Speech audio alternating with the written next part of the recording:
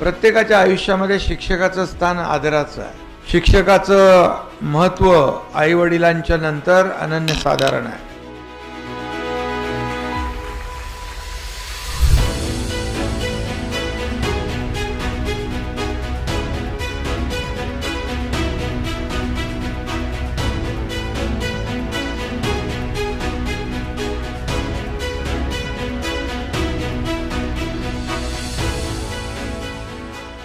ते LIC वाले जसं म्हणतात ना, जिंदगी के साथ भी आणि जिंदगी के बाद भी, तसं शिक्षक सेवेत असताना पण आणि शिक्षक निवृत्त झाल्यानंतर पण कामाचंच असतो.